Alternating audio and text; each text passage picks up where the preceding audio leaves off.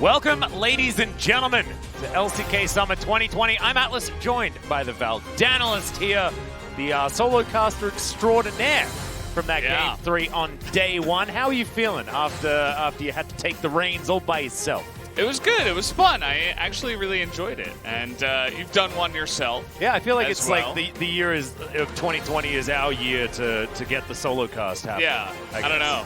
Maybe it was all planned. I don't know.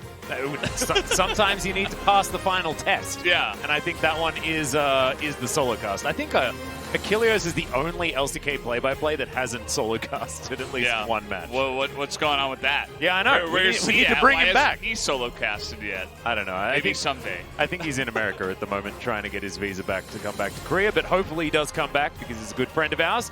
Speaking of comebacks, Valdez, let's bring it back to the LCK because T1 definitely need to come back after their shocking loss after 2 years of being successful against Gen G and have finally fallen to the titans of at least the POG vote. I mean, BDD's pretty ridiculous there. We'll see him in our second match. This is going to be all about T1 trying to rebuild and reestablish some dominance because we know they're slow starters. They've never been this slow. Yes, that is very true. The two teams with the opposite start of round 2. Hanwha Life stopped losing streak and T1 took a big L. The big L. Yeah, gigantic L against Gen G. We're just getting started. Hanwha Life got their first win. But again, that was against Soleil One Prince, who kind of look defeated, if I can be nice about it. I mean, they just suffered the fastest loss in LCK history. Yeah, it doesn't really get much more defeated than that, does it? No. And that was against Afrika, who also just got obliterated by Damwon like the match before. So if we're looking at like power level of the LCK, I think the discrepancy has never really been higher between the top and the bottom.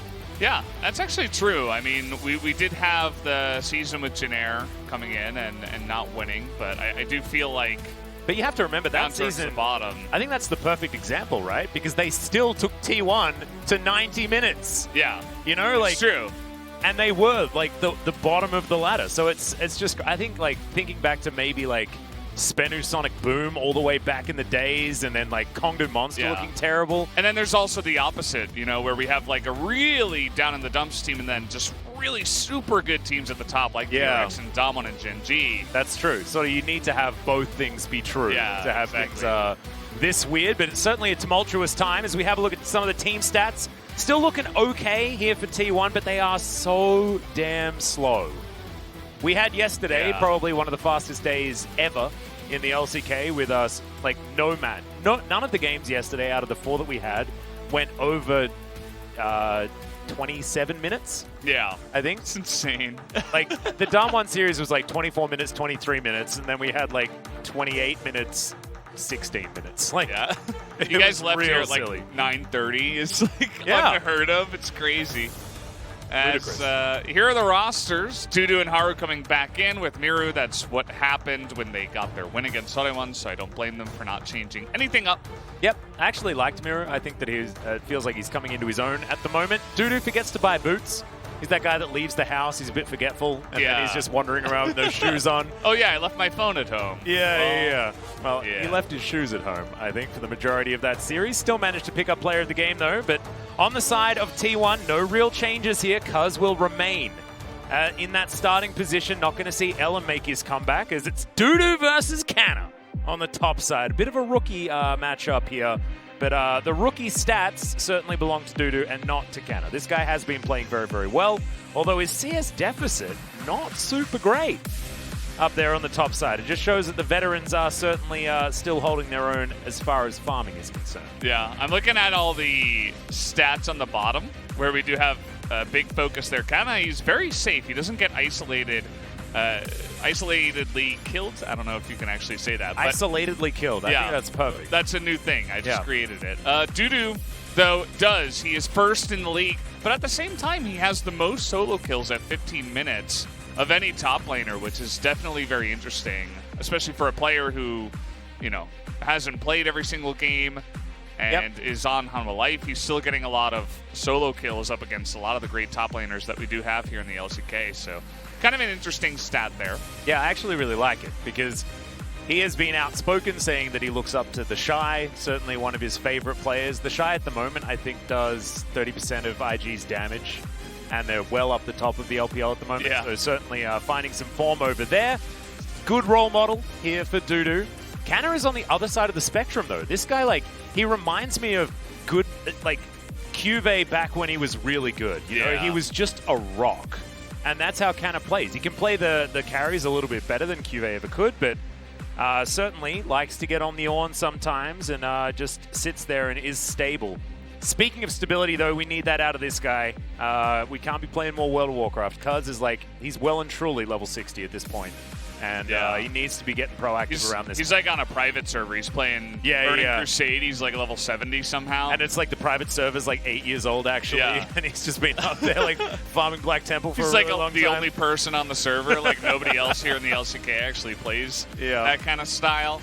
Well, speaking of one of the first on the server, this is Faker right here. We'll see whether Faker's going to be able to turn things around here for T1. Because Hanwha Life, I mean, they've got Miru in the mid lane. So Faker should be able to abuse that matchup. Miru has been getting better, but, you know, you're talking about the best player of all time. So, I don't know whether this is going to be the easiest. Plus, also, like, for new players, going against Faker is the most difficult thing you can do on a stage like this. There's just, I don't think there's any bigger test. Even if there are, you know, players that are technically performing better at the moment, it's just very, very hard to go against the Demon King himself. So it's like a mental thing, you know? Yeah, 100%. It can't be a mental block for a lot of the younger rookie mid laners who definitely watched Faker and looked up to him their entire League of Legends career, basically. I don't think there's any Korean mid laner that wasn't inspired by Faker, right? Like, that's how things work. I think there's a lot of mid laners around the world that have just been inspired by Faker being real good. But at the moment, like, not really figuring themselves out, you know? Like, Faker has been able to, like, pull games together. I remember, like, a recent LeBlanc performance where he basically hard carried from mid-game onwards as LeBlanc to win in the late game with not a late-game team comp. Like, these are things that Faker can do, but he shouldn't have to do them. And it comes down to right now, Brendan Valdez, this is the biggest test because we need to see a good draft out of T1. It's been a long time. It's a long time coming, okay?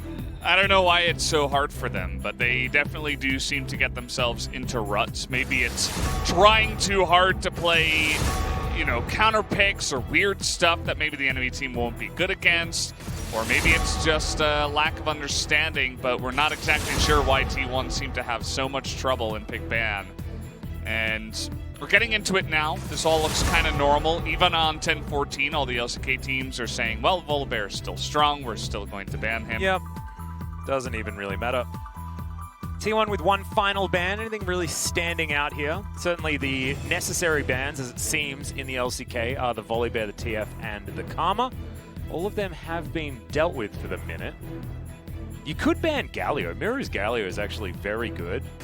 Get him off some comfort, but no, it's going to be the Aphelios as we're still on the bottom side of the map. I think Aphelios is very interesting when Ezreal is available. Viper, one of our better Ezreals, always has been for a very, very long time. Yeah, he's going to be picking that up here. Now, what is going to be the choice for T1? They take away the Aphelios. The Kallista's already banned. You think about other picks, you know, the Varus took some nerfs, but Ashe is also up there in terms of priority. Would they even consider something like an old Zyra Khan? We'll never know. I mean, Set's still available. Yeah, something that slipped through. Cuz has actually had one of the better Set jungle performances here in the LCK, but still, it is a quadriflex, technically. Although it's only Showmaker and Chovy that have really been playing it in the mid lane. Set's still going to be locked in. And T1 almost priced into picking Zoe here, to be honest. Because if Hanwha Life finish off this first round of draft, then it's going to be like Bard Zoe. So, I mean, you read this script. You came prepared today, someone's got to get it. You know, we're giving out booklets of notes and stuff like that. And, you know, normally it goes to LS, but this is what I was expecting. I was expecting the Bard to be picked up. But Zoe Bard would have been, that's like uber mid-game winning draft for Hanwha Life if they got the Zoe. Yeah, it's definitely a great read by you, and I think it is a good pick for T1. So that is pretty nice so far. We've seen a lot of Galio into Zoe. BDD made that matchup look so heavily favored in Zoe's favor that I'm not sure why we see it anymore. But as you did mention, Galio is a big pick for Miru. So, I mean, people still like Galio into Zoe. So, yeah, I think the problem was BDD, not necessarily the matchup right there. He does get his little magic shield and stuff like that. It's pretty tanky. Can clear out waves all right. That's a Wukong ban up against Dudu. He's been favoring that one, but often it's the split push style of carries, and you can certainly play Camille here. I think Camille's going to be very high priority here for Hanwha because of the grand entrance. Sorry, the heroic entrance. Could still... No, we can't see a grand entrance because that is a bard. Could see a grand entrance on the side of T1, though, as they do ban the Camille.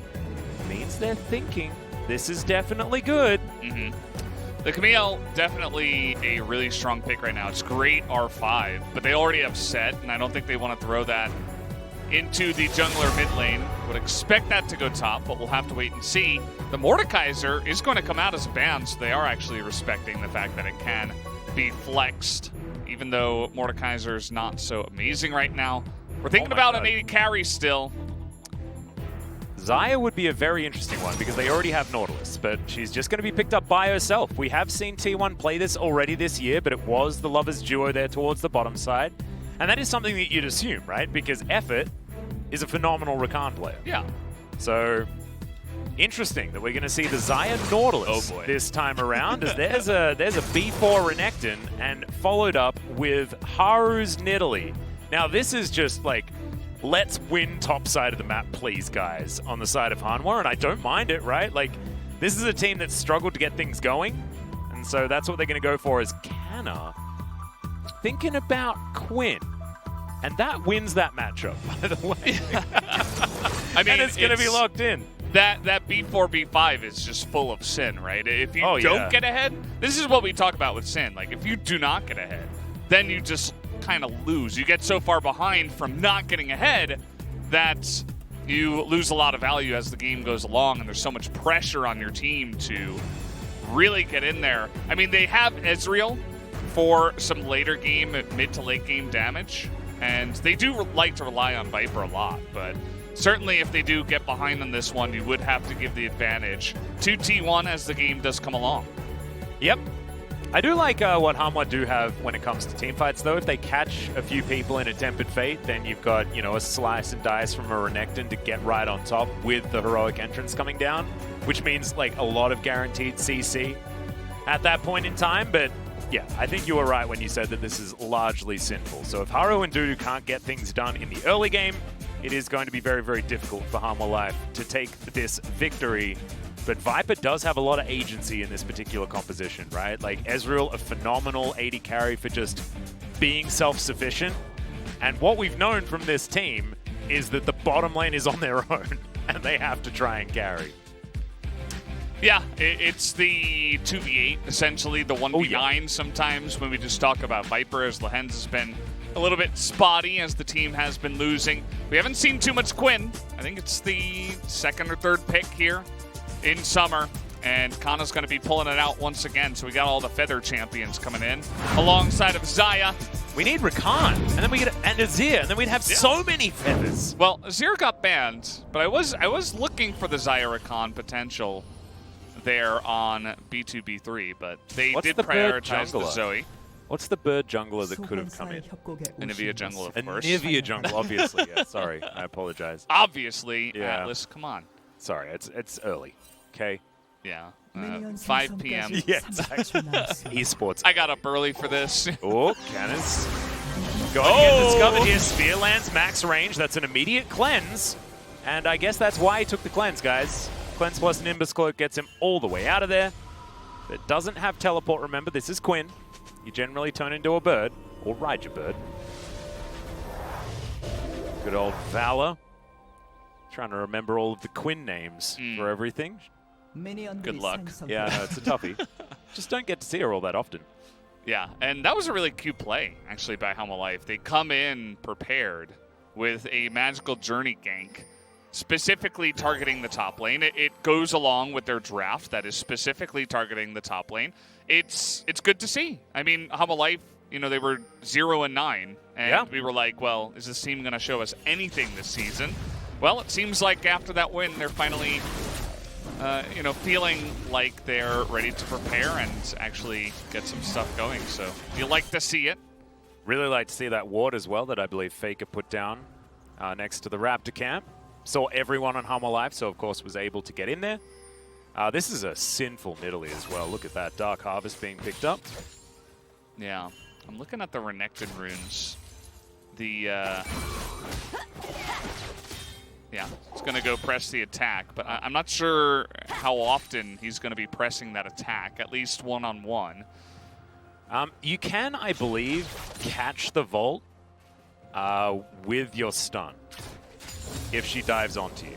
Big if true. Yeah, I think you can. I think you can, if you buffer it. So it's not as amazing. We'll actually have to have a look at that interaction, because I'm pretty sure that happens. I don't know whether you do immediately go back to the Vault, but I mean, once you're back there, you're going to be stunned anyway. Yeah. The lane up at the top lane, we saw it was going fully towards Kana, obviously. Down on the bottom side, they're having a nice time, actually.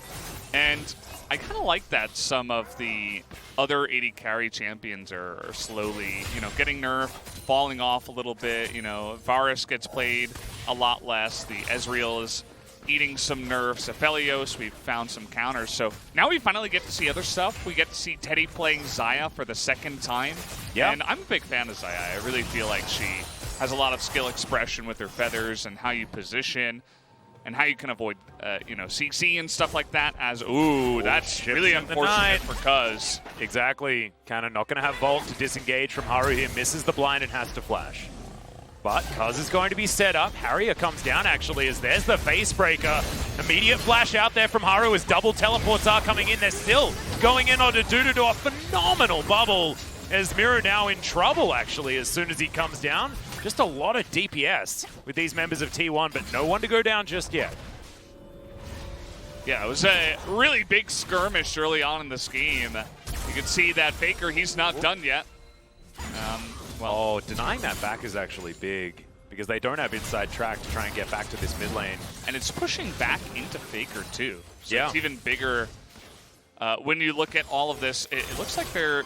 I thought maybe Set was pushing. I was going to feel not so good about that one. Making sure they don't miss out on too much experience. Magical Journey gets Lehens away, but still sitting on 250 health. Not exactly the ideal scenario for the Bard right here. His effort is just going to say thanks for the ride and move on up towards this river and double scuttle from a Set into a Nidalee.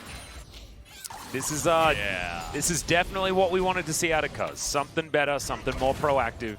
Yes, it is still farming his jungle, but it's taking camps away from Nidalee, who needs them. Yeah, and you do see that Haru is trying to get aggressive again. Flashes are down, which, you know, it's 2 flashes to 1. Maybe you would say this would be good for T1, but actually it does make this lane a lot more annoying for Kana because he can't be as aggressive as he wants to be. You can see that he has to back off. He's able to spot Nidalee up on the top side. T1 have to call in the reinforcements. Yeah, immediate Vault on top of the Nidalee here as Press the Attack is stacking up. Fair bit of damage onto Haru, as you can see. Pretty heads-up play there from Kana, though, just to make sure that he's not going to be staying in that lane. Susceptible, despite the fact that he will lose a bit of farm, but as you can see, still 4 in the lead. Really too much of a big deal here as Faker's going to go for a bit of a recall as the lane resets. And he's got Sorcerer's Shoes first item. This is a Zoe that wants to get work done very early. Yeah, it's going to give her some good mobility. Obviously, a little bit less wave clear, but he wants to be active on the map early on. And it also helps him get back to lane quicker in that specific instance. So maybe he would get, you know, like 1 extra CS. So when we're talking about min-maxing, it can make sense in that fact as well. And you can see that now that the flashes are down, the Renekton is having a bit better of a time up in the top side, and that counter pick is, for now, not feeling as good. Yep. You saw how the interactions worked. If the Renekton slices onto you, you vault away. Feels pretty good there. Haven't seen the Ruthless Predator interaction, which I want to see confirmed. As Faker comes down with an Ignite in hand. Haru. Battlestar's going to miss, though, as now Effort taking so much damage. Flashes out of the way, as there's the Haymaker from Cuz, keeping him alive. Teddy avoiding so many of these skill shots as Magical Journey has to get Hanwha away from this one. Cuz still around, will have the smite available, and that is Ocean Drake. Secured for T1. Faker still looking for more, but unable to find any of these low health members. Still, definite success here for T1. Yeah, they're able to kind of bully them out of the pit there, and I was thinking maybe they could have just stayed, but Faker with exhaust and full health, he was really putting the pressure on. Bubble. A lot of damage on the mirror. You can see that Cuz just comes back, picks up another scuttle. Third one of the game, I believe. Yep, not for him though. That was the first two belonged to Cuz. So thankfully able to get one.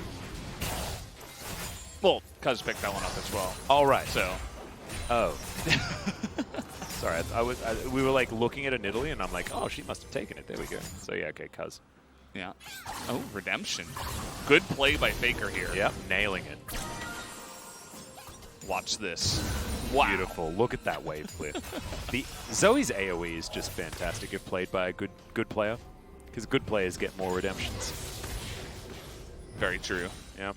Seems like Faker and BDD somehow are the best at that. Yeah. Chovy and Showmaker are also pretty good. We got some good Zoes here in the LCK. We do. A bit frightening. Doo-doo. Holding on. Does actually have a slight lead when it comes to farm, and Ninja Tabi going to be giving him a lot of value in this matchup. So remember choose this time, you know? Sometimes you make a mistake like that, and you're just guaranteed to never make that one again. He was on a split pusher, like it was Camille, I think. Yeah, it was. That he was playing, and it's like, well, you're probably going to want that for getting around the map, making sure you're in the right position at the right time. I think he had like Trinity Force, Ravenous Hydra, and Death's Dance. Yeah, and then finished Boots, which is pretty silly. As Effort's going to make his way in. Haru in position though. As Mirror. Be able to find the taunt onto Effort, who just dredge lines away, but does miss half of his health bar. Faker just skipping around. I'm pretty sure that spear just went through the Nautilus, as that's a great Justice Punch. But Faker, of course, picked up a heal, so not in any danger. As Teddy's also rotating up. They really want Shelly right now. Do T1. But Miru does have heroic. Oh no, it's not quite available just yet. It's Haru going to get chunked. This should guarantee the Rift Herald that Cuz has already started. Yeah, and there's no vision around here. I think you should probably just send Teddy back bot right away. But he's going to try to eat this mid-wave. And again, we talk about this trade a lot. You already know that the jungler and that Hanwha Life are not going to be challenging here. And Faker would have been here to pick up this wave anyway. So now Teddy and Faker are sharing XP, sharing CS, when a lot of it is going to waste down here in the bottom lane.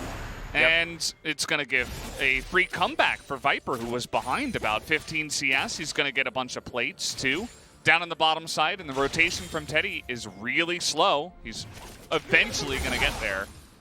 But I think that could have been played a bit better from the side of T1. The thing that I'm worried about here, though, is with that Rift Herald, T1 can crash it into the top lane out of turret, give a bunch of plates over to Canna, and allow the potential snowball of Hanwha Life, who really need to, with Renekton and Nidalee, right? Like, you want to be attacking top lane to try and get that snowball working. Like, they're not going to be able to if Canna grabs all of that plate gold and all of that extra map control by taking down the turret. So you can understand the mindset based on comp here for T1, but you're exactly right. It's just a lot of resources going missing. Yeah, and Cuz is going to hold on to that for now. I like how we're seeing more and more Hex Flash. I feel like that rune is really good, actually. Yeah. It feels like a Set and Alistair, like, God rune. Yeah. Like, if you have Leona, pretty good Leona too. as well, yeah, absolutely. All these champions that are just like, I am definitely just going to only go forward, and I'm like a supportive kind of tank champion. Really good on all of those. Would like to see it more, and we are actually here in the LCK, so it's really cool. Yep. Dudu getting a good shove here, but he's going to take a bit of damage from good old press the attack Quinn. We'll miss out on a couple of melee minions. This kind of moves back over and says no. No, Mr. Crocodile. Yeah, he's doing okay given the matchup after the way the early game did go, I suppose. So Dudu is farming pretty well. But again, you know, they weren't able to get any kills really onto any of the members of T1. So at the end of the day, now as a whole, your team is behind and you're left with Renekton and Italy going into the late game. It's not going to feel as good as the Quinn set. Wow. It's a fair bit of damage availability here as Bubble is going to connect. Cuz moves on over towards Lehens, but not going to join him on that journey. Haru, very squishy. He's built a null magic mantle here, so it looks like it's going to be second item Athene's, so it's going to put the potential Rod of Ages really far behind if he is going to forego that option. Yeah, once again, it's like, let's play for Viper. Yeah. Let's give Viper everything that he wants, I suppose. Well, in goes the Galio. That's a great depth charge as Faker's going to flash out of the way of everything right there. Miru, obviously, much bigger brain than we were expecting. Viper, I don't know how he landed that Mystic Shot, but he did. Faker going to have to go back, but does have Teleport with his Unsealed Spellbook. And now Hanwha Life should be able to take away the coveted prize. Oh, yeah. In the cloud. Great.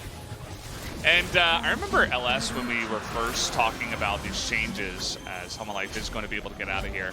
At the beginning of 2020 with the Elemental Drakes, we were talking about, you know, potentially giving up number 2 to get 3 of the Soul Drake, especially when it's Cloud, right? You give one Cloud over, it's like, who cares, right? Your Soul is going to be delayed, of course. Yeah. And they are going to get a delayed Infernal Soul if they end up, you know, getting a couple more Drakes. But in this sense, they are able to pick up 3 Infernal Drakes instead of 2 along the way, which obviously is fantastic. I mean, you have Xayah, Zoe, and Quinn up in the top side. So if T1 from here can roll into that, that's going to feel really nice for them. Whoa, this is a lot of damage as Canna hunting after Dudu. He's got a long way to run. Don't want to cancel them autos. Does it a few times, but doesn't have any ability to follow him without using his summoners. Doesn't want to do that. Wants to be able to keep up the pressure here in this lane. Is Dudu going to back in that brush? Could potentially be dangerous, but going to find him. Quinn makes sure that that minion dies. Now going to shove this wave towards the turret. Only managed to get one plate as the Quinn, as Dudu. Dudu. Well, he's got Cleanse Flash, so I don't... And notice kind of the second that Renekton's there, he's like, oh, Nidalee's here. Yeah. I can't be as aggressive as I wanted to. Effort's going for a walk. Bit of a drive-by. I liked it. Right, sometimes you got to do that, you know? You got to check out what's happening behind the turret. As Cannon's going to poke his head out again, and this time probably thinking that Nidalee isn't around because Dudu's playing far more passively. And if T1 like have eyes on the Nidalee, then the bottom lane and this top lane get very, very difficult for Hanwha Life. Because it's only a potential Nidalee that's going to stop Canna from just endlessly harassing Dudu out of this lane. But we still haven't had a first blood in 15 minutes. Mm-hmm. We were looking to break the record again. We broke it 2 days ago with a 18-minute, I think 40-second first blood. Not the overall LCK record, of course, but for Summer. Yep. We did break that record, and we're only 3 minutes away now to potentially getting there, so I like it. I like that idea. When's the next fight going to happen? Potentially 2.5 minutes. So still definitely on track. As Haru's just going to wander into the mid lane to help get a shove. So again, not much aggression. Dudu went back. He's got Black Cleaver. As Spear going to sail wide. Cuz will join up with effort. And again, no action whatsoever. Yeah, Cuz spotted on vision as Viper should be safe. Arcane Shift at the ready. It's a lot of posturing. In the jungle, T1 is looking to see if they can catch anyone out with a Dredge line or a bubble on their way. Dudu does not have his TP. He's been heavily focused up in the top side. He's been just TPing back into lane, making sure he's getting that farm. And he's actually ahead of the Quinn, which is pretty incredible. Yeah. Given the matchup. Not really sure how he managed that or how that even happened. But it's all about this Infernal Drake, and it's all about the Infernal Drake even 2 minutes ahead of the spawn. Yeah. So we're just trying actually, to get do you know what it is? It's all about LCK records, actually. So I'm just hoping that these players calm down. Can't be seeing any first bloods for at least another minute 20, because I want to break some more records, man. We had the fastest game in LCK history the other day. Cuz, no, don't go aggressive. Facebreaker onto Haru here. Oh, the flash was real good to get Haru to safety. Now Cuz realizes that he may have overstepped. Also got way too close to getting a first blood. Is now Faker moving himself forward. It's knocked up for a moment, but everything's going to be fine. And passivity is going to reign supreme. No, I tell a lie. There's the knock-up tempered. Fate, though, to buy some time here for Miru, who's trying to get out. Justice Punch was dangerous, but is going to be safe. First blood lands onto the turret. But that's the closest thing we have to that just yet. Yeah, we finally killed a turret, at least. Thanks, guys. Good work. And you can see the power of Bard, able to keep that Galio alive. They had an immense amount of damage just all focused there. I think they would have been able to kill the Galio with no Justice Punch available. He did have Flash, which I suppose he might have just been able to flash if he was under too much danger, but it didn't look like he was actually trying to go for that. So definitely a very interesting kind of a skirmish, because now Lehens does not have his ultimate here for the fight. So you have to wonder, is the Galio Flash better than the Lehens ultimate? I'd say probably, but we'll have to wait and see how this fight goes. Yep. Quinn is to the skies at the moment. His effort may have to flash here. He's going to go golden first, holding out his anchor, looking majestic, flashes away. Now Faker getting engaged on here by Miru, who finds one taunt onto Cuz, but he's pretty tanky. Will have Haymaker available. Keep himself alive. 18 minutes and 20 seconds into the game, guys. This will be our latest first blood, but can they bring the record further? No! They won't be able to, as Faker's going to be taken down. Hanwha Life claim first blood at 18 minutes and 25 seconds. And it just looked like T1 were not expecting Hanwha Life to get that aggressive into their own jungle, as Faker's just casually trying to throw and do Zoe stuff, and Hanwha Life were not taking any of his crap. They were going right in his face and looking to engage hard onto that Zoe, who did not have flash. And Faker, unfortunately, did not respect it, gets taken out, and they give the Infernal Drake over to Hanwha Life. And I wanted to mention it in the beginning of the series, but I didn't get a chance to. T1, I mean, this is a good test for them in terms of if they don't 2-0 Hanwha Life, that does not look good at all, right? For a team like T1, who is supposed to be in the top 4 here of the LCK. Yeah. And now here in the beginning of game 1, it's already looking a little bit shaky. This is not what you want from T1. Nope, certainly isn't. But still very early days. Only one kill, 19.5 minutes. Remember, our last game yesterday was already over 2 minutes ago. It was over. Yeah. And these teams are struggling to find first blood. So it's a different day. It's a different day today.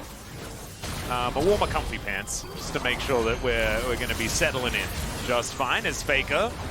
This is him getting caught out a little bit, just slightly over-aggressive when it comes to some of these portal jumps. Yeah. So watch here. He's going to be right out in the front, and he's just not respecting the lack of vision. I mean, they don't have vision in there. He knows they're there. Yeah. And it's Renekton, Galio. It's going to be Haru right there with a spear right to the face. You can't just walk forward. You're not tanky as Zoe. And it was just disrespecting the vision and the engage that Hanwha Life had in their comp. And then, of course, the second he dies, there's nothing that T1 can do. As, okay. Yep, Teddy going to avoid the Tempered Fate with his Feather Storm. No worries, but puts that on cooldown.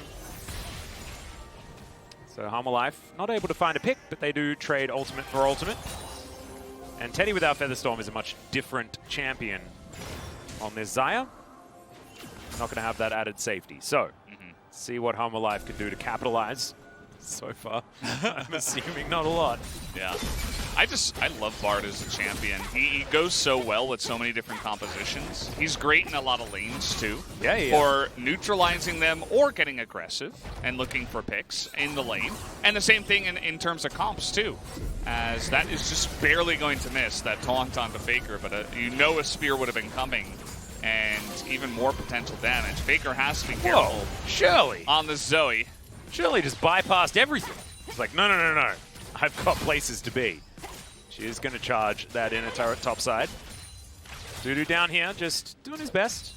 Hold on to these minion waves, but it looks like Canna's not able to actually get any relevant damage onto this inner turret bottom side. Has his Blade of the Ruin King, and just wants to stay in the split push. As you'd expect, Phantom Dancer now completed here for the Quinn. We'll see what Canna's going to build next. Not going to need a QSS or anything like that here this game, as, yeah, very frustrating for this Renekton to deal with the Quinn. Yeah. The Renekton's... Okay, okay. We're looking for it, but has to use the flash and the cleanse, as that lifeline passive ended immediately. Yeah, I just kind of got my face in my hands here, because this is where, okay, this is where Quinn is supposed to be the strongest, right? Renekton, very strong in the beginning with the support of the Nidalee, the 2-on-1, the winning the lane, right? They kind of did put on a lot of pressure, and Renekton got a bunch of items. Well, if at first you don't succeed, as there's the Vault, slice back in, Dudu just kills. I don't know what is going on here, man. That is just, again, a lack of respect of what the Renekton can do. You're super low, and Renekton can close the distance. They're looking to try to turn it around, though. Yep, Mirror going to be in trouble here. Facebreaker comes in. Faker wanting to chase him down. Doesn't find the portal jumpers. Okay. Faker's going to go golden, but Dudu has made his way in. Faker gets out. Cuz may not be so lucky. Haymaker, fair bit of damage. Both of them get inside the Tempered Fate. It's a golden cuddle just to make sure that they survive. Lahen's to the rescue. He's going to take a magical journey, trying to find the Sun on effort. Doesn't get there, though. Can't make the connection. Mirror trying to Justice punch forward, and Hanwha Live on the attack. As there's the dredge line onto Mirror, but that may not be the re-engage that you want. T1 Haru dives on in, finds the pounce onto Faker, who makes it underneath his turret. Low health bars as Canna's going to come in to make this a 5 versus 5. But of course, we're not going to have any kills. Too many. Of course not. Nobody dies, only the Quinn dies in the entire fight that lasted from in front of the tier 2 on the bottom side of Hanwha Life in front of the tier 2 on T1 side. But at the end of the day, you mentioned Hanwha Life, they were pushing forward, they were winning the fight, and because of that, the timing is so important. It's right here at the Infernal, and I was talking about T1 with their scaling, picking up multiple Infernal Drakes, but now they gave away the Cloud, and they're giving a chance for Hanwha Life to stack them up. As T1, though, they're going to look to move towards the Baron now. I'm just looking at Teddy, man, and I'm really scared for T1, because, sorry, not Teddy, looking at Viper. Because Viper's about to have his death's dance. Canna's going to turn up. It looks like it will be the Baron secured by T1. That's going to be... Oh, Mirror. He's still going to try and go in. Not entirely sure why. No. Tempered Fate is available, and Mirror's going to survive because T1 not killing anyone this game. It's just not what we're about. Maybe this is their new test. Can you win a game without getting a kill? Because they're still in the lead, right? Like, I don't know.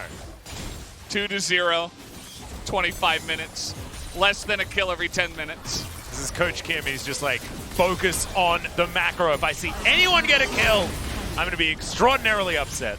No skirmishing, just macro play. And look, they were able to grab that Baron. Definitely good news. We'll see whether T1 can translate this into some more turrets. Yeah, and okay, we're going to get a look at the replay. Now, this is where Quinn is supposed to be good, right? But he's so low, and he's like, no, I can stay at a range, I can kite him down. But then the Vault comes in, and he I mean, this is basic Renekton. I mean, yeah, he panics, right? He has 2 slice and dices. Well, he has one slice, and then 1 dice, and he gets the dice. So, if you don't have Vault for the second one, don't get in range. And because now they're fighting 4v5, as we have another fight here. We'll see whether this is going to be T1's first kill, as Lahen's actually gets dredge-lined into his Tempered Fate. It's not going to actually do anything, as that's the first kill for T1. Coach Kim's not going to be happy, but I assume everybody else is. As T1 underneath this inner turret bottom side of the map will be able to take this one down, and they still are oppressive, and Teddy is terrifying. He almost has his 3 items, I believe, unless the rapid fire cannon has been completed. We'll see whether Viper can take control of this situation. Faker dancing forward where he can. As Canna's in the mid lane trying to get that split push going. Dudu's basically irrelevant now. Even if he did manage to get that kill onto Canna, it is very hard for him to stand his ground in that lane. As Bubble lands onto Viper, that is not what you want. If you're a Hanwha life fan, True Shot Barrage. Fair bit of damage onto Faker, otherwise not too much. Canna getting rid of that inner turret as Faker. Portal jumping forward. What is going on with the mid laner of T1 here today as Thunderstorm comes out? There's the showstopper onto Mirror who goes golden into that backline. He will fall down as now Canna makes his entrance. That's a couple of kills. Dredgeline's beautiful from Effort as well. As Lehens goes down and Effort is able to survive. Haru and Viper versus the world here for Hanwha Life, and I don't think it's going to be enough.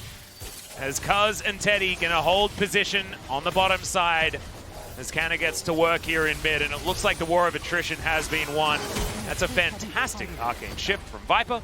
Get himself out of the way here as the inhibitor's not going to be focused just yet. As Canna is going to find a few autos onto it. Yeah. So for all of Canna's mistakes in terms of the death, he's still going to be much more... he's going to be so much more effective as the game comes along, and we're beginning to see that now, finally. So they're saved by the draft, essentially, here, and the way that Hanwha Life tried to just put all their eggs in the early game basket and didn't get much done. And they're also saved, I feel like, to be honest, by the fact that they're playing Hanwha Life. I mean, how many times is Faker going to say, yeah, I'm Zoe, I'm really fast, I can just run in the face of Galio, Renekton, Bard? Like, you can't keep doing this, Faker, I'm sorry. Yeah, got to be really careful, as you're going to see he's really low. And what? He gets a bubble onto Haru. Yeah, but it's like you're going to get insta-stunned, insta-taunted. It's just, I don't know really what the idea is behind it. It seems like overconfidence to me. And thankfully they have, you know, a Quinn that is getting up to her 3rd item, right? Otherwise, this fight would look very, very different. And the fact that Renekton is doing 0 outside of, you know, capitalizing on Faker's mistake, and that's really it. That's a very cute vault. It's going to get Canna over that wall and out of danger. Do have a stopwatch here for Dudu. He's fallen behind finally in farm. This is how it's supposed to look. Probably supposed to look worse, to be honest, but still, Renekton not feeling like the greatest pick at this point in the game. Closing in on 30 minutes. This is where Renekton struggles to hold on to any relevance. As Mirage just going to cycle some summoner spells. Grabs his flashback again. That's all right. Here's the showstopper into the backline. Cuz joining Dudu there as Viper. Still at half health, feeling all right. That's a huge ultimate out of the Ezreal. Effort's going to get ripped apart. The Quinn died somewhere in there as well. Renekton grabs 1 kill. Beautiful timing there on the Justice Punch, and Hanwha Life smashed T1 in the face. Oh, they just destroyed them there in that fight. That was not even close, as they're going to look to push to end the game, I think, here. They could easily go over and get Infernal Soul, but they say no. We're just going to go for it. They still got 25 seconds on so many members of T1. This is still a Hail Mary, though, because you can imagine the percentage play is that Infernal Drake. But it looks like Hanwha Life, they think they can do it. They've got a minion wave coming in. Faker, I don't know what he can actually do about this. He's got a broken stopwatch and nothing else, as we do have Nautilus respawning with the first Nexus turret is going to go down. The second now is in trouble as Viper's getting out of the way of Effort where he can. Teddy and Cuz are going to respawn, but the Nexus is being focused, and Hanwha Life will take game 1 against T1. And it's a straight up victory as well. They win a huge fight at the Infernal Drake, and they're able to push in for a big win. I really love that they went for that end as well. You would see a lot of other lower level teams that don't have confidence in themselves say, hey, let's go for the percentage play, which again is not bad, but the fact that they knew that they had just that little sliver of possibility to go for it and make it happen and take a big win over T1 is gigantic. You got to really hand it to Hanwha Life for playing a pretty good game number 1. Damn right. I don't know what to say, man. It's It's a really beautiful moment for Hanwha Life, but it's certainly a head-turner when it comes to T1 and how they are doing here in the middle of the season. I can see you deliberating. I made sure that I gave you the POG selections sheet with the pen at exactly the right point, so you don't have to do that much thinking. Let's take a look at the fight again. All right, you're going to cheat a little bit. Yeah, so Kana's like, here, take me. All alone. Miru gets in the back, and that's an amazing tempered fate. Lehens has been having an awesome game of Bard here. Miru is kind of just soaking everything up, and then watch the Renekton and the AoE, and then Viper has all the room in the world. There's nothing left for T1 to use to be able to stop the hard engage. And their team is not about going in hard engaging against Renekton, Galio, Bard, okay? It's but they baited themselves into it, T1. I mean, Kana just he took the rocket ship into the back line, and he's like, we're doing this fight. And they like Hanwha Life just won that game with a gold deficit. Like, yeah, this game's absolutely ridiculous. As I would have given the player of the game to the Galio. I actually thought Miru played really, really well. It doesn't look like it based on this damage graph, but he was so annoying. And he was always there, soaking all of that attention and making T1 waste their time. That last fight was fully stacked passive Ezreal because he hit 5 people with his ultimate, so I wouldn't mind if Viper got it. Lehens had some fantastic I was thinking about Viper fates. or Lehens. I gave it to Lehens. I thought his Bard play was really on point. Even the aggressiveness down in that bottom lane fight that went all the way up the lane. I thought that he was really part of the reason why he got a lot of their health bars low and got another Infernal Drake for his team. But overall, just a really great team performance from Hanwha Life. They identified their strengths and they had a plan, and they actually played it out really well. They shut down, I think Kana and Faker had some pretty poor performances there in that game, and Hanwha Life were immediately there every single time to capitalize on that. And it was just a good game from Hanwha Life. Damn right it was. Not so great from T1. We'll see whether they can turn it around as we move to a game number 2, guys. We will have a short break. We'll see you after.